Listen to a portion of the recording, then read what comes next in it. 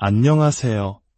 삶의 깊이를 더하는 지식과 이야기, 영혼의 서재에 오신 여러분을 환영합니다. 우리는 모두 인생이라는 긴 여정을 걷고 있습니다.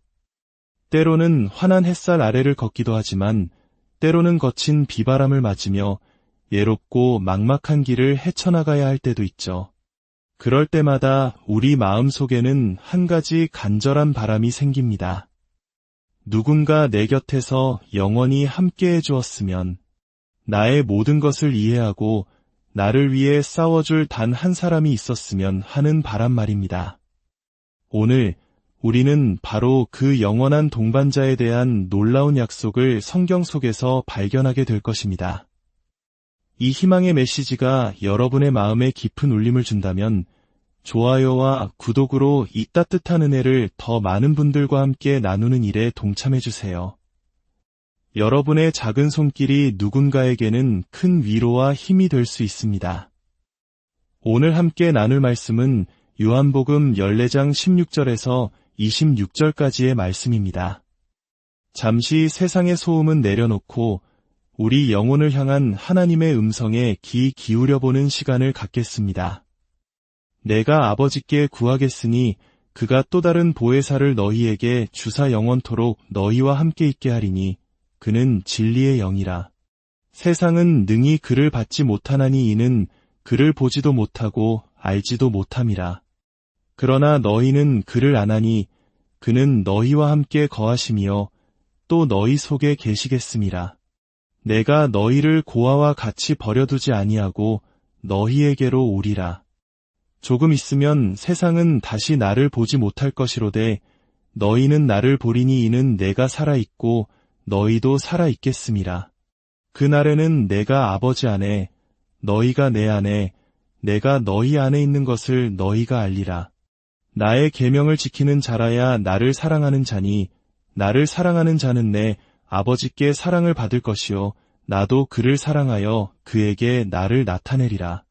가룟인 아닌 유다가 이르되 주여 어찌하여 자기를 우리에게는 나타내시고 세상에는 아니하려 하시나이까. 예수께서 대답하여 이르시되 사람이 나를 사랑하면 내 말을 지키리니 내 아버지께서 그를 사랑하실 것이요 우리가 그에게 가서 거처를 그와 함께 하리라. 나를 사랑하지 아니하는 자는 내 말을 지키지 아니하나니 너희가 듣는 말은 내 말이 아니요 나를 보내신 아버지의 말씀이니라. 내가 아직 너희와 함께 있어서 이 말을 너희에게 하였거니와 보혜사 곧 아버지께서 내 이름으로 보내실 성령 그가 너희에게 모든 것을 가르치고 내가 너희에게 말한 모든 것을 생각나게 하리라. 이 말씀은 예수님께서 십자가에 못 박히시기 바로 전날 밤 사랑하는 제자들에게 남기신 마지막 유언과도 같은 대화의 한 부분입니다. 제자들의 마음은 불안과 슬픔으로 가득 차 있었습니다. 3년 동안 모든 것을 걸고 따랐던 스승이 곧 떠나신다니 그들의 세상이 무너지는 듯한 심정이었을 겁니다. 마치 험난한 세상에 고아처럼 남겨지는 것 같은 두려움에 휩싸여 있었죠. 바로 그 순간 예수님께서는 인류 역사상 가장 위대하고 놀라운 선물을 약속하십니다. 옛날 이야기들을 보면 주인공이 험난한 여정이나 퀘스트를 떠나기 전에 특별한 능력을 지닌 마법의 선물을 받곤 합니다. 보이지 않는 실이 연결되어 언제나 안전한 곳으로 인도하는 반지라든지 상대방의 손을 잡으면 그의 진심을 꿰뚫어 볼 수 있는 능력 같은 것들 말이죠. 이런 선물들은 영웅이 두려운 적들과 맞서 싸우고 임무를 완수하는데 결정적인 역할을 합니다. 지금 예수님께서 제자들에게 그리고 오늘 이 시대를 살아가는 우리 모두에게 주시려는 선물이 바로 그와 같습니다.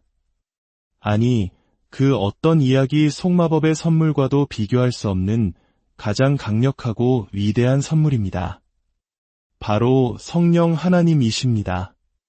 오늘 우리는 이 말씀을 통해 성령님이 과연 누구이시며 우리를 위해 어떤 일을 하시는지 그리고 어떻게 그 놀라운 일을 하실 수 있는지 세 가지 관점에서 깊이 살펴보고자 합니다. 첫째, 성령님은 누구이신가?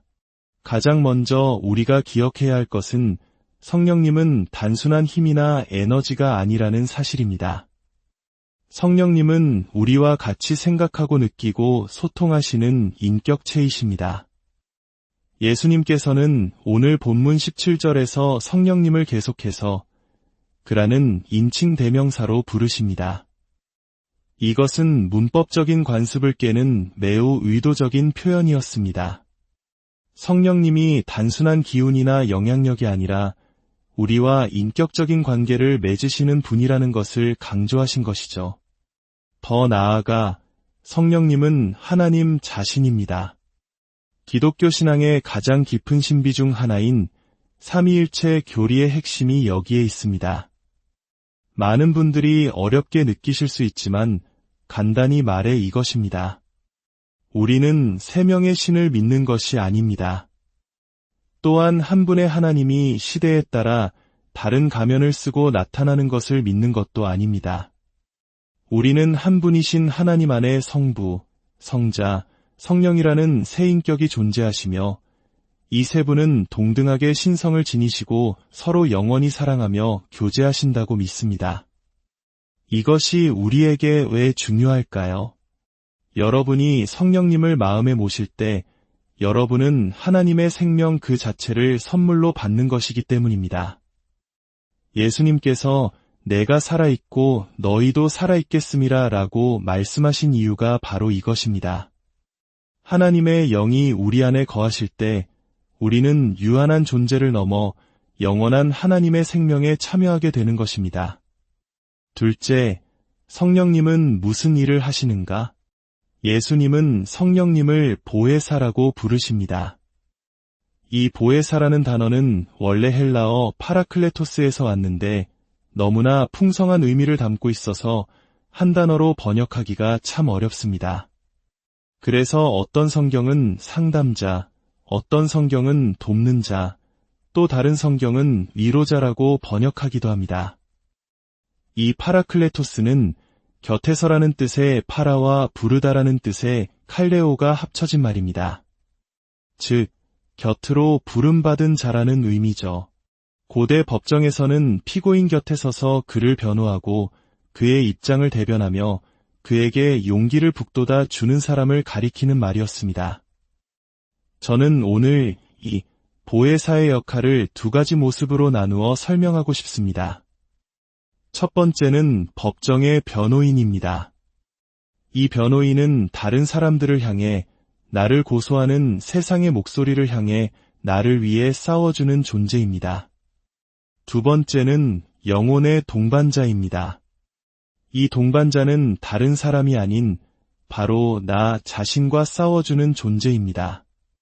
내 안의 절망, 두려움, 죄책감, 그리고 교만과 맞서 싸우며 나를 위해 나와 논쟁하는 진정한 친구와 같습니다. 놀라운 소식은 우리가 예수 그리스도를 믿을 때 우리는 이 두 종류의 보혜사를 모두 선물로 받는다는 것입니다. 그리고 두 분 모두 신성을 지니신 하나님이십니다. 오늘 본문에서 예수님이 약속하신 성령님은 바로 이 두 번째 역할, 즉 영혼의 동반자로서 우리 안에 오십니다. 로마서 8장 15절과 16절은 성령님의 이 역할을 아주 생생하게 보여줍니다. 너희는 다시 무서워하는 종의 영을 받지 아니하고 양자의 영을 받았으므로 우리가 아빠 아버지라고 부르짖느니라. 성령이 친히 우리의 영과 더불어 우리가 하나님의 자녀인 것을 증언하시나니 우리 마음속에서는 끊임없이 재판이 열립니다. 세상의 기준, 과거의 실수, 타인의 비난이 검사가 되어 우리를 고소합니다. 너는 실패자야.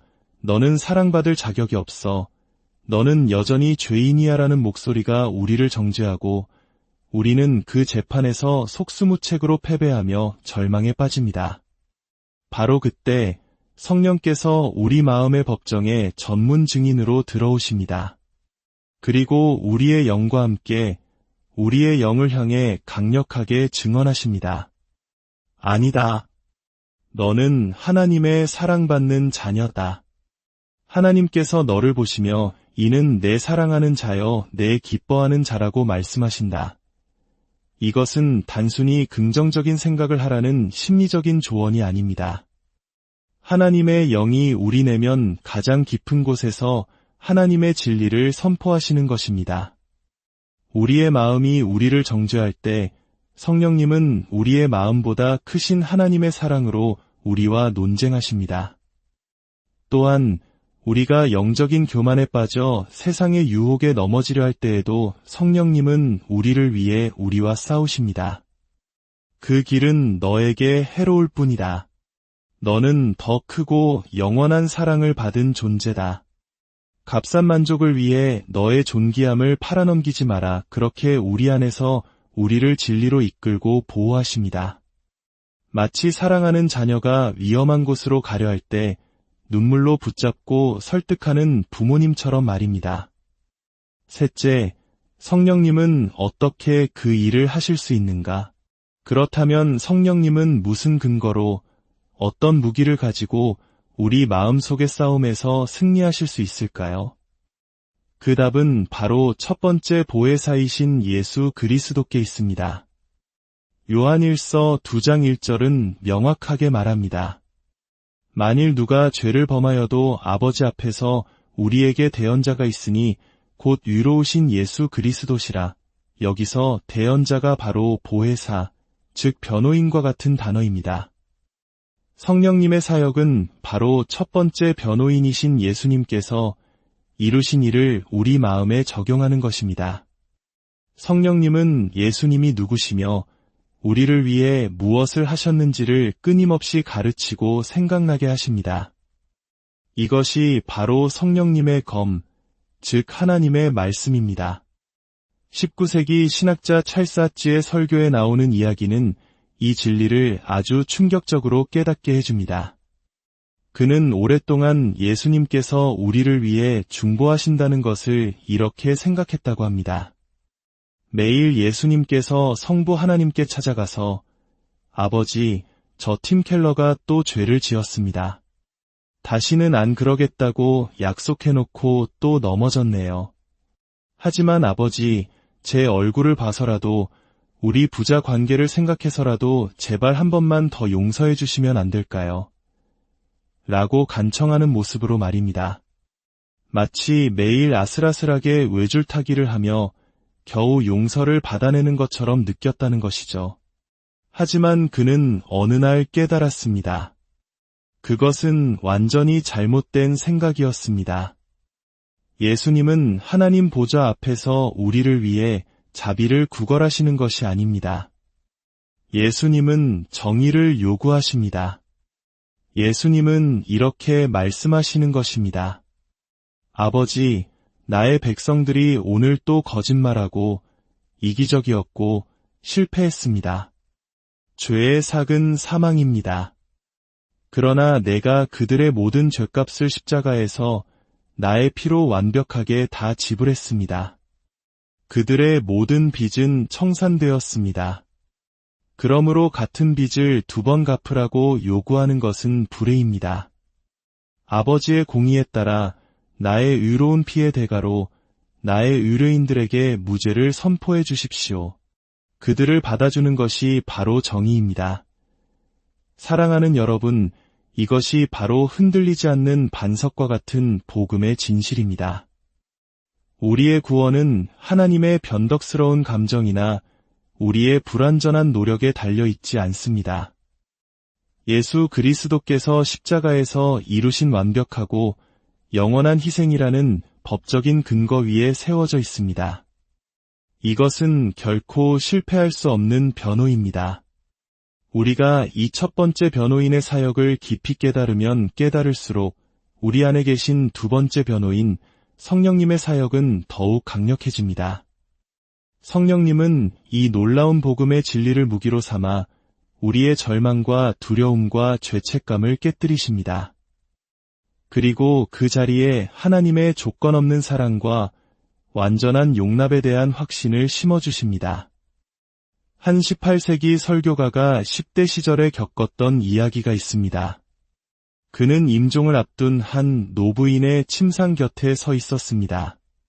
사람들은 그녀가 의식이 없다고 생각하고 수군거렸습니다. 참 불쌍한 인생이야. 남편 둘을 먼저 보내고 평생병에 시달리다 동전 한 푼 없이 죽는구나. 그때 죽어가던 노부인이 눈을 떴습니다. 그리고 사람들을 향해 말했습니다. 어찌하여 나를 가난하다 하시오? 나는 부유한 사람이오. 그리고 오늘 나는 사자처럼 담대하게 그분 앞에 설 것이오. 그녀는 무엇이 그토록 부유하고 담대했을까요? 그녀는 세상의 남편은 잃었지만 영원히 죽지 않는 신랑이신 예수님을 가졌기 때문입니다. 세상의 재물은 없었지만 그 누구도 빼앗을 수 없는 하늘의 부유함을 소유했기 때문입니다. 육신의 질병으로 죽어가고 있었지만 자신을 영원한 죽음으로 이끌 단 하나의 질병인 죄는 예수님께서 이미 오래전에 해결해 주셨다는 것을 알았기 때문입니다. 그녀의 마음속에서 성령께서 첫 번째 변호인이신 예수님의 위대한 사역을 속삭여주고 계셨던 것입니다. 사랑하는 여러분, 오늘 이 말씀을 듣는 모든 분들에게 이 동일한 은혜가 임하기를 소망합니다. 첫 번째 변호인이신 예수 그리스도께서 당신을 위해 이루신 일을 믿음으로 받아들이십시오. 그리고 당신의 마음속에 찾아오시는 두 번째 변호인 성령님을 환영하십시오. 그분께서 당신의 마음속 모든 어둠과 싸워주시고 당신이 얼마나 사랑받는 존귀한 존재인지를 매일 깨닫게 해주시도록 당신의 마음을 열어드리십시오. 그리하여 우리 모두가 삶의 마지막 순간에 저 노부인처럼 세상의 그 어떤 평가에도 흔들리지 않고 나는 부유한 자여, 사자처럼 담대하게 주님 앞에 서리라고 고백할 수 있기를 바랍니다. 함께 기도하겠습니다. 사랑의 하나님 아버지, 우리를 고아와 같이 버려두지 않으시고 가장 위대한 선물인 보혜사 성령님을 보내주시니 감사드립니다. 우리 힘으로는 이길 수 없는 마음속의 싸움에서 복음의 진리로 우리를 위해 싸워주시는 성령님의 능력을 의지합니다. 첫 번째 변호인이신 예수 그리스도의 완벽한 사역을 더 깊이 깨닫게 하사 흔들리지 않는 믿음 위에 굳게 서게 하옵소서. 이 말씀을 듣는 모든 심령 위에 하늘의 평안과 위로를 부어주시고 남은 모든 날들을 사자처럼 담대하게 살아갈 힘과 용기를 더하여 주옵소서. 우리 주 예수 그리스도의 이름으로 기도드립니다. 아멘. 하나님의 크신 은혜와 평강이 여러분과 여러분의 가정에 늘 함께